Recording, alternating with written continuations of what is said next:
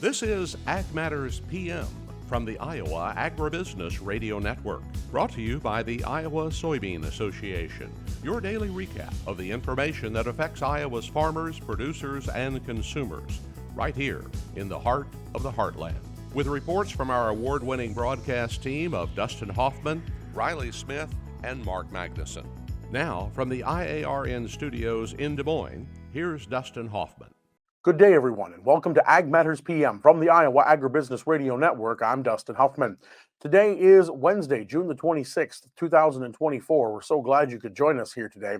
Coming up a little later on in the program, we're going to talk to Zoetis about the future of the hog industry and how they're honoring those who are forward-thinking and bringing the hog industry forward into another generation. But first, let's go ahead and look at the markets. It's time now for the Ag Matters PM Closing Market Summary, your source for market analysis and settlement prices from the day's trade in Chicago, courtesy of the folks at agmarket.net. Well, we're at the end of another trading day, and here on this Wednesday, we're joined by Kaden Sweeney of agmarket.net. And Kaden, what did we see, first of all, in those grain markets? Yeah, unfortunately, more of the same that we've been seeing for the last, feels like a long time, last 2 or 3 weeks. We started out stronger on the overnight, certainly had beans up double digits, and at the 8:30 open, we just gave it all back, and it slowly has eroded away, over the last hour or two of the trading day. So corn down another 5-6 cents again today. Front month beans, like I said, were up double digits overnight. They're going to close right around unchanged, maybe even down a little bit. Wheat also giving back some gains that it had early in the day. So altogether, unfortunately, more of the same that we've been seeing. I mean, what is driving this right now? I mean, is it weather? Is it trade? Or is it the fact that we've got a lot of carryover yet to be dealt with? I mean, what is really the fuel there? Yeah, I mean, it certainly is getting to the point where it feels overdone and it feels like a head scratcher.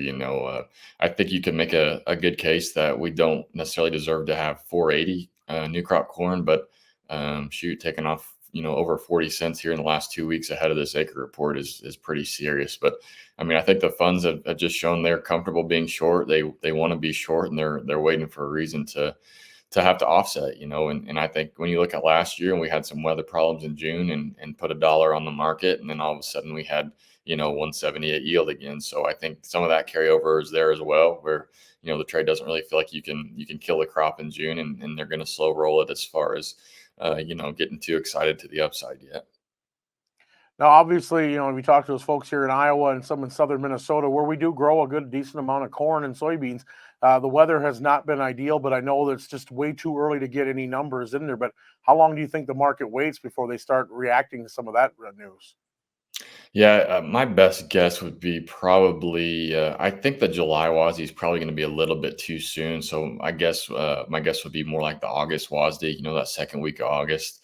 Unfortunately, that may not be as soon as people want, but I just think the market typically wants to kind of slow roll things like this. They'd rather be a little bit too late and underreact rather than overreact. And so that's kind of my gut feeling. It certainly has been catastrophic in places up there, and it's shocking to me that we didn't even hardly get any surprise in the market out of that, coming out of the weekend. So again, I think that just shows how content the funds are selling right now, and they're going to need, a reason to buy back rather than just on fear alone. Now, of course, as you mentioned, the big acreage report coming out here at the end of the week. I mean, if you're looking in your crystal ball, Kaden, I mean, what kind of things do you think we'll see? Yeah, I mean, the trade estimates are really pretty close in line with what we saw in March, but that doesn't necessarily mean anything. This report's a really hard one to guess, and I would argue it's the most important one of the year. Gun to my head, I wouldn't be shocked if acres come in just a little bit higher than the March report. If you remember that report, we're at about 90.0 for corn and 86.5 for beans. I wouldn't be surprised if we're a bit higher than that. Going into that March report, people thought corn acres maybe 92, 93, 94. I'm not necessarily saying we'll get there, but if you remember, that 90.0 was just a huge shock to the market. So I wouldn't be surprised if we see some more acres come back in there. We also get quarterly stocks that day. The way the way spreads have been acting in the cash market, I wouldn't be surprised if our stocks numbers are a little bit tighter than expected. But I also wouldn't be shocked if we see more acres as well. Now, switch over to the livestock side of things. I mean, there's been so much focus on grain and how much ground we've been losing there, but livestock's been pretty quiet and kind of volatile. You know, the cattle market's been up and down all over the place. The hogs have been sliding consistently. We haven't been talking much about that. But what did we see in the livestock today, I guess?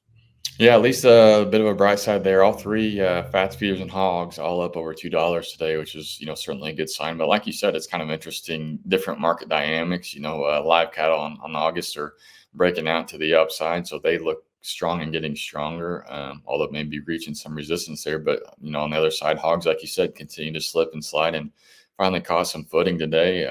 Feeders are a little bit mixed in there. I'd call them a little bit choppier. So certainly larger scale zooming out a bit. I think cattle remain bullish, over the longer term. Although, like I said, I do think fat cattle probably are nearing some chart resistance there. Hogs, like you said, continue to slide, and hoping we stabilize here around this 90 area, but remains to be seen for sure. All right, Kaden. Well, folks want to think about what their strategies are for the marketing, and maybe finish up a few of those plans for 24, and maybe even start thinking about 25. Where do they need to go to get in touch with the folks at agmarket.net? Yep, just go to our website, agmarket.net, and you can reach myself, anyone from the team from there, and also take a trial on the new app. Really is helpful in grain marketing, figuring out costs and cost of production and tracking sales, things like that. It's a really cool tool. So be sure to go there, check that out.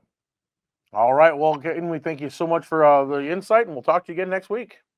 Appreciate it, man. Have a great one. That again was Kaden Sweeney of agmarket.net. Let's look at the closing numbers on the Iowa Agribusiness Radio Network market screen. At the close, July corn was down 5.5 at $4.20 even. Soybeans down a half cent at $11.62 3/4. Soy meal down $4.40 at $3.60.90 per ton. Soy oil 69 cents higher at $43.45.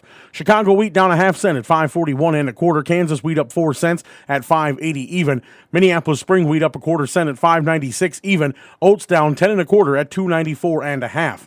On the Merc, August live cattle up $2.32 at $186.75. August feeders up $2.72 at $261.77. Lean hogs were up 90 cents at $89.90. Pork cutouts down 52 cents at $101.47. Class 3 milk up 9 cents at $19.56. And that's been a check of the closing market numbers. We're going to go ahead and take a short break and hear from our sponsor, the Iowa Soybean Association, and the Soy Checkoff. When we come back, we talk with the folks at Zoetis. This is Ag Matters PM. Iowa Soybean Association is driven to deliver for Iowa's 40,000 soybean farmers. We're proud to provide objective agronomic research, a helping hand with soil and water stewardship, and timely industry news powered by the Soybean Checkoff. Learn more at iasoybeans.com. Welcome back to AMPM from the Iowa Agribusiness Radio Network. I'm Dustin Huffman.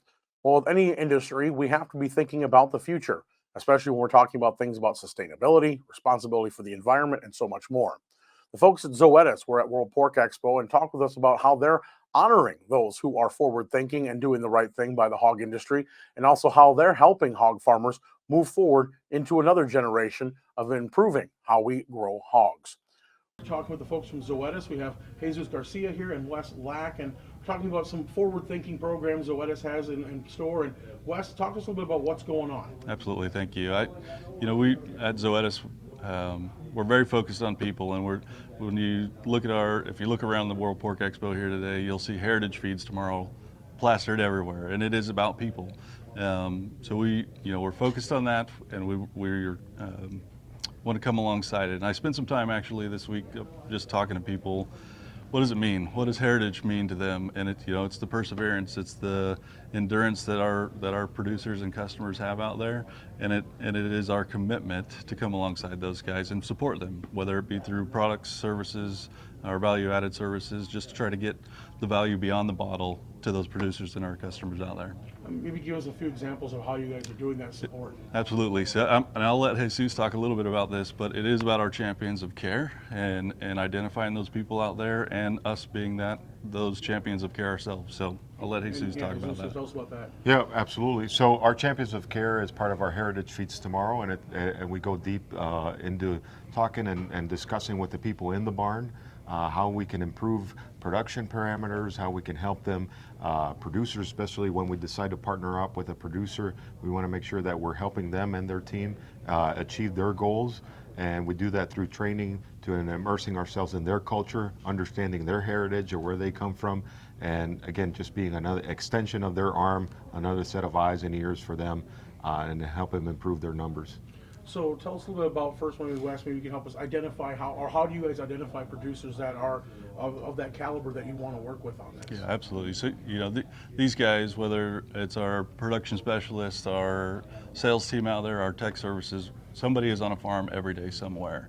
And we get to see a lot of people out there. We get to see a lot of those guys at the slat level and help support them. But, when you identify those people that care, we don't have to identify those guys.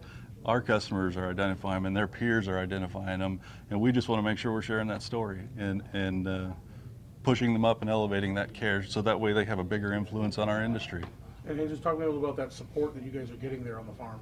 Yeah, absolutely. So whether that be through our pork production specialists like myself or our technical services team, our veterinarians and our account reps, we, like Wes said, we like to be in barn. We like to help customers out. We like to understand their culture. We do have some certifications or trainings that we do, but we also work with different customers on different areas of opportunities that they might have. And we know there's a generational impact, right, as we get new generations coming back to the farm, and some folks maybe that don't have that farming experience like we used to have years ago. So we help to bridge some of those gaps as well. And then we also have our Hispanic community in the barns that it continues to grow, and it helps for our team to be multicultural as well to help with those trainings. And maybe give us an example, Jesus. I mean, obviously every system is going to be different and has to be tailored accordingly, but let's say your team going in there and looking at it, kind of give us an idea of how that would look and feel for them when they get in there. Absolutely. So let's talk about our individual sow care program. So that's a program that talks a lot about going back to the basics, right? A lot of what our old school farmers used to focus on when they were in the farm: air, feed, water, animal behavior. So just again, getting back to those basic block and tackles so that we can help the team improve.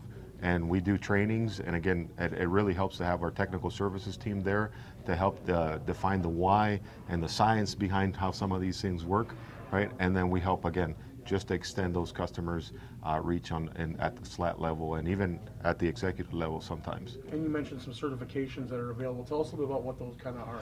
Yeah, so Zoetis has a couple programs that we certify producers in, which would be Day One Pig Care, Vaccinology, Individual Sow Care, and Individual Pig Care. And those are programs that we've put together over the years that come with a classroom portion explaining the why and the science, and also a hands-on training, which is putting the program to work immediately. Okay, and then Wes, once a farm has been part of this programming, what are the benefits are they going to see from this, all this extra training and understanding that culture? What can they reap the reward of? Absolutely. It is about repetition and reoccurrence out there. Those producers are out there and they're working hard every single day. And that additional training provides all those guys with the opportunity to expand their knowledge and grow within their businesses out there, but also take care of the animals in the right way and with the right products. And so it is about taking care of our animals out in the industry today and doing the best job that we can as caregivers for that animal's well-being. All right, so if folks want to find out more about the program, how they be involved, or how they can get somebody on that list, absolutely. How do they do that? Yep. Again, these guys are out in the farms all the time. If you see these guys out or any of our Zoetis team out there, reach out to them, ask them questions. Hey, highlight somebody on your team. Thanks again to the team from Zoetis for providing us with that information. And we're at the end of today's show. You can find all our content online at iowaagnet.com. Follow us on Facebook, X, LinkedIn, and on our YouTube channel. And while you're there, subscribe and hit the bell icon so you can be notified each time we put out a new video project.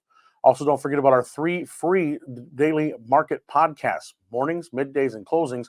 All of that delivered free of charge with analysis sent right to your mobile device through Google, Amazon, Apple, Spotify, and Podbean. From the IARN studios in Des Moines, I'm Dustin Huffman. For Quentin Slater, Andy Peterson, Riley Smith, and Mark Magnuson, we thank you for watching. This has been Ag Matters PM.